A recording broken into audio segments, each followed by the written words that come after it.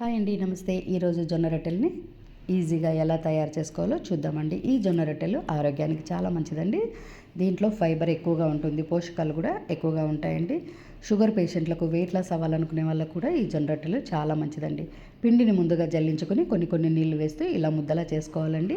రొట్టెకి తగినంత పిండిని తీసుకొని బాగా మెత్తగా మెదుపుకోవాలండి. తర్వాత కింద పొడిపిండి చల్లుతూ మనకు కావాల్సినంత సైజులో రొట్టెని ఇలా తడుతూ వెడల్పుగా చేసుకోవాలండి. తర్వాత ఒక చేతితో తీసి ఒక చేతి మీద వేసుకొని వేడెక్కిన పెన్నం మీద వేసి ఒకవైపు మాత్రమే తడిగుడ్డతో తడి చేసుకోవాలండి. అది ఆరిన తర్వాత రెండో వైపుకి తిప్పి అన్ని వైపులా బాగా కాల్చుకోవాలండి. ఇదే పద్ధతిలో మనకు ఎన్ని రొట్టెలు కావాలంటే అలా చేసుకోవాలండి. దీంట్లో టిప్ ఏమంటే, మనం చేసుకునే ప్రతిసారి పిండిని అయితే బాగా మెత్తగా మెదుపుకుంటేనే మనకు రొట్టె బాగా సాగుతుందండి. ఇలా మీకు ఎన్ని రొట్టెలు కావాలంటే అన్ని ఈజీగా చేసుకోవచ్చండి. మరీ మీకు రావట్లేదు అనుకుంటే వేడి నీళ్ళు వేసైనా ప్రయత్నం చేయండి, చాలా బాగా వస్తాయి. తప్పక ట్రై చేయండి.